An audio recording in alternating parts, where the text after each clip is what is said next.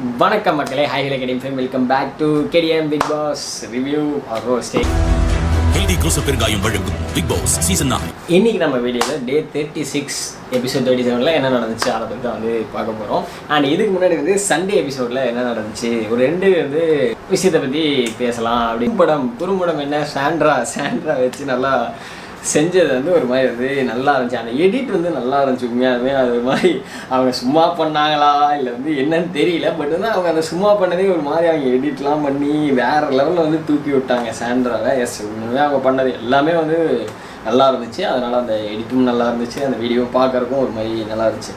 And அதேமாரி இன்னொரு சம்பவம் என்னென்னா, அந்த பிரவீனோட அந்த எமோஷ்னல் எலிமினேஷன் வந்து உண்மையாலுமே வந்து ஒரு மனுஷன் ஒரு ஆண் வந்து அந்த உடஞ்சா வந்து எப்படி இருக்குங்கிறது வந்துட்டு அந்த அழுகையில் வந்து அந்த உண்மை இருந்துச்சு. அந்த ரியாலிட்டியில் அவர் அந்த மாதிரி மோனாக்கெலாம் நான் என்னென்னமோ பண்ணலாம் நினச்சி எல்லாம் எதுவுமே பண்ண முடியாமல் போச்சு அப்படின்னு சொல்லும் போதெல்லாம் அப்படியே எல்லாத்துக்குமே வந்து ஃபீல் ஆயிடுச்சு. அவ்வளோ அதை ரெஸ்பெக்ட் பண்ணுறாரு, அவ்வளோ அவருக்கு தேவை. ஆனால் வந்து இப்படி அன்யூஷுவலாக வந்து நடந்துடுச்சு. இந்த மாதிரி டைமில் தான் எவன் எவனோ இருக்கீங்களாடா, ஏன்டா இந்த மாதிரி இருக்கவங்களாம் வெளியே வரும்போது தான் வந்துட்டு இது வந்து ஜட்ஜ் பண்ணவே முடியாது. ஏன்னா வந்து பிரவீனுக்கு அந்தளவுக்கு சப்போர்ட் இருக்குமா, எல்லாத்துக்கும் பிடிச்சிருந்துச்சா, யாருக்கும் பிடிக்கல, அந்தளவுக்கு அதிகமாக வந்து பிடிக்க வைக்கலை. ஸோ வந்துட்டு கொஞ்சம் கொஞ்சமாக அவருக்கு ரெஸ்பெக்ட் வந்து இன்க்ரீஸ் ஆகிருந்துச்சு. பட் வந்து டைம் வந்து பத்தலை. அண்ட் வந்து இந்த மாதிரி இருக்கும்போது தான் கொஞ்சம் கடுப்பாகுது. என்னடா எவனோ இருக்கான், இந்த மாதிரி ஆளுங்களை ஏன்டா வந்து தேவையில்லாமல் வந்து போகிற நிலைமைக்கு இருக்குது அப்படிங்கிற மாதிரி இருக்குது. இன்னும் கொஞ்சம் டைம் கிடச்சிருந்ததுன்னா அவர் இன்னும் கொஞ்சம் வந்து நல்லாவே இருந்துருக்கலாம். கொஞ்சம் டீசெண்டாகவே நல்லா தான் போயிட்டு இருந்தார். எனிதிங் கேன் ஹேப்பன், என்ன வேணாலும் நடக்கலாங்கிற மாதிரி தான் வந்து பிரவீன் வந்து அன்யூஷுவலாக அன்எக்ஸ்பெக்டடாக போயிட்டாரு. வந்துட்டு இன்னைக்கு சம்பவம் என்ன நடந்துச்சு.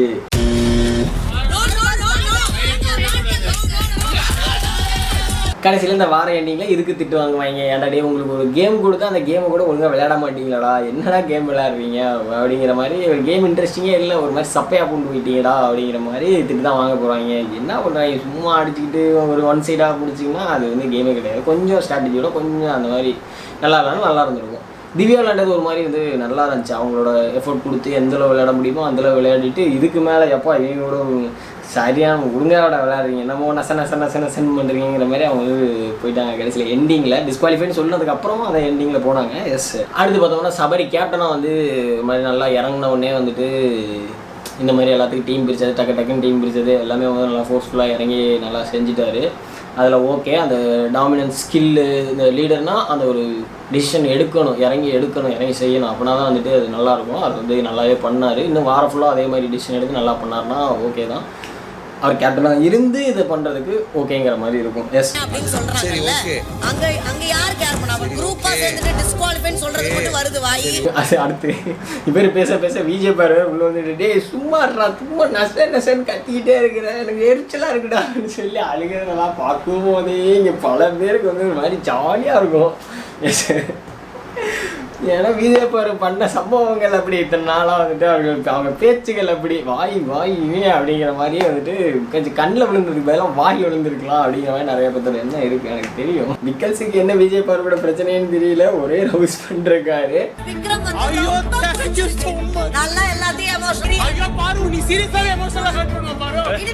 கொஞ்சம் காமெடியாக இருக்குது. ஒரு சைடு பார்த்தோம்னா கொஞ்சம் காமெடியாக இருக்குது. ஒரு சைடு பார்த்தோம்னா இட்ஸ் ஓகே. அவர் ஒரு டிஃப்ரெண்ட்டான கேமாக இப்படி ஒன்று வந்து பண்ணுறாரு. சரி, இதாவது வந்து இறங்கி பண்ணட்டும். என்ன இதனால் கொஞ்சம் கேஸுகள்லாம் விழுகும். அவங்க விட 4 பேர்த்துக்கூட சண்டை போட்டு கொஞ்சம் அவரோட ஒரு ப்ரெஸ்டீஜ் ஒரு மாதிரி டீசெண்டாகவே மெயின்டைன் பண்ண நினைக்கிறாரு. பட் வந்து இந்த வீட்டில் அப்படி இருந்தால் வந்து கஷ்டம், இறங்கி தான் ஆகணும் அப்படிங்கிற மாதிரி இப்போ வந்து ஒரு மாதிரி இறங்கியிருக்காரு.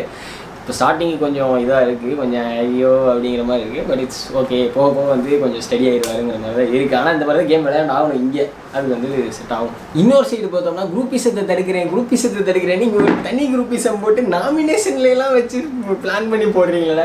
யாரெல்லாம் நீங்கள் பெண்ணாயிரத்தி கழுவுனா இதுக்கு பேர் தான் பெண்ணாயிரத்தி கழுவுனாங்கிற மாதிரி பிரஜினு, சாண்ட்ரா, திவ்யா எல்லோரும் 3 பேர் சேர்ந்துட்டு யார் கூட விஜய் போகிற கூட பிளான் போட்டு செய்கிறீங்களா? விஜய் பாரு கம்பெனி இவங்களை ஒரு கூட்டமாக அவங்கள ஒரு இழுத்து குரூப்பிசத்தை பிரிக்கிறோம், எல்லாத்தையும் பிரித்து கிழிக்கிறோம் அப்படின்னு சொல்லிட்டு நாமினேஷனில் டேரெக்டாக அடிக்கலாம் அப்படின்னு சொல்லி இறங்குறாங்க. ஸோ இதுவுமே வந்து ஒரு மாதிரி டர்ட்டி கேம் தான். பட் சரி, ஓகே, என்னமோ பண்ணுங்கடா, குரூப்பிசத்தை தடுக்கிறேன்னு என்னமோ பண்ணுறீங்க, இட்ஸ் ஓகே. பட் வந்து இவங்க தடுக்கிறது வந்து ரொம்ப கேவலமான டேட்டி கேமாக தான் இருக்குது. தடுக்க வந்து நாமினேஷனில் எல்லோரும் வரணும்னு நினைக்கிறது ஓகே, பட் வந்து இவங்களோட டார்கெட் பார்த்தோம்னா ஒருத்தவங்களை அடிச்சு விடணும், ஒவ்வொருத்தவங்களையா தூக்கணுங்கிற மாதிரி இவங்களோட கேம் வந்து போகுது. அது வந்து ஒரு மாதிரி டேட்டி கேம். அதை வந்து இவங்க பண்ணக்கூடாது, அது வந்து மக்கள் பண்ணிக்குவாங்க வெளியே. பட் வந்து இவங்க என்ன பண்ணுறானுங்க, இவங்களை வெளியே போட்டோம்னா இவங்க வந்து வெளியே போயிடுவாங்க அப்படிங்கிற மாதிரி இவங்க ஒரு பிளான் பண்ணி ஒன்று அடிக்கிறாங்க. அது வந்து ரொம்ப டேட்டியாக தான் இருக்கும். எஸ், யாரை சுபிக்ஷாவை டேரெக்டாக கனியை டேரெக்டாக போட்டலான்னா கனிக்கு உடனே ஃபேன்ஸ் இருக்கும், அவங்க வந்து எலிமினேட் ஆகிடும், அவங்க எலிமினேட் ஆக மாட்டாங்க. அப்போ யாரை போடலாம் டேரெக்டில், உடனே வந்து சுபிக்ஷாவை போடலாம் அப்படின்னு சொல்லிட்டு இதெல்லாம் வந்து ரொம்ப கேவலமான கேம் தான். அண்ட் சுபிக்ஷாவை டார்கெட் பண்ணுறதோ அது வந்து பண்ணக்கூடாது.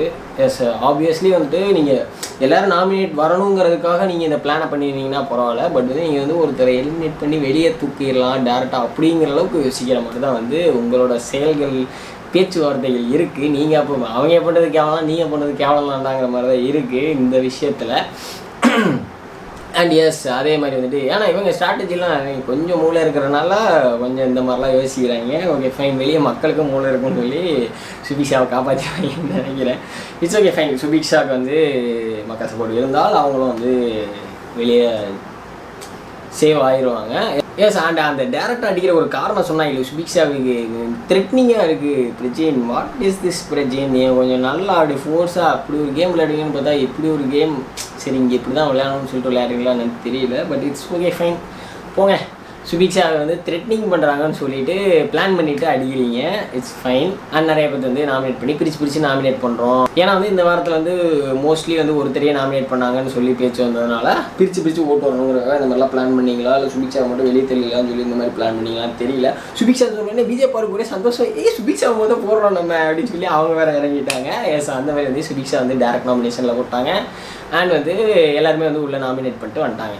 அடுத்து 2 பேர் பற்ற வச்சுட்டியே பரட்ட அப்படிங்கிற மாதிரி வியானா சரியான விஷம் போல, எப்படிலாம் வச்சு செய்யணுமோ அப்படிலாம் வச்சு சைலண்ட்டாக கேம் ஆடி ஒவ்வொருத்தங்களோட இதையும் வந்து விளையாடுறாங்க. வியானா வந்து சுபிக்ஷா அவங்கள்ட்ட பேசி, சுபிக்ஷா வியானா அவங்கள்ட்ட கேட்டு ஒரு மாதிரி கானா வினோத்தை ஒரு இது பண்ணி ஏன்டா டே பாண்டா, சரி ஒவ்வொருத்தையும் கேம் அப்படித்தான் விளையாடுவாங்க.